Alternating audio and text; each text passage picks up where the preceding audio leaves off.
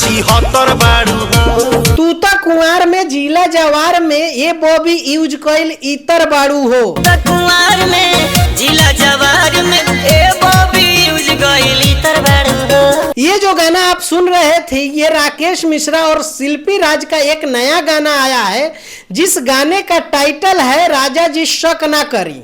इसमें पति पत्नी का नोकझोंक है, यानी डाउट वाली चीजें हैं, शक वाली चीजें हैं। अरे कहना क्या चाहते हो? जिसमें राकेश मिश्रा अपनी पत्नी के ऊपर डाउट करते हैं, शक करते हैं, उनके मेकअप अगर वो कर लेती है तब शक करते हैं, तेरा तो गेम बजाना, ज्यादा वो सज समर लेती है तब डाउट करते हैं। यानी छोटी छोटी चीजों पर वो राकेश मिश्रा डाउट करते हैं, शक करते हैं। ये पूरे गाने में ऐसा दिखाया गया है, समझ रहे हो? इसमें शिल्पी राज कहती हैं शक न करी ये राजा शक न करी, गारंटी बाकी पवित्र बानी हो।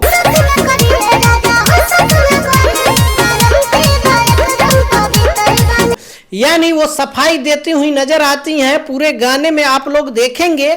बात तो सही है। ये गाने का वीडियो जबरदस्त शूट हुआ है। अगर इस वीडियो से अगर हटा दिया जाए भोजपुरी लैंग्वेज को तो कहीं से आपको भोजपुरी नहीं दिखेगा।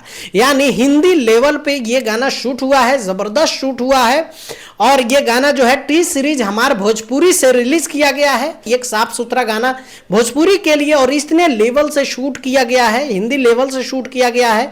तो इस तरह से अगर सब लोग करने लगे, जो भोजपुरी के बड़े बड़े जो सिंगर हैं, स्टार सिंगर हैं, वो लोग अगर इस तरह से चेंजिंग करें तो भोजपुरी की दिशा और दशा दोनों बदल सकती है। क्या बात है सर, क्या बात है सर। आप लोगों को क्या लगता है नीचे कमेंट करके जरूर बताइएगा।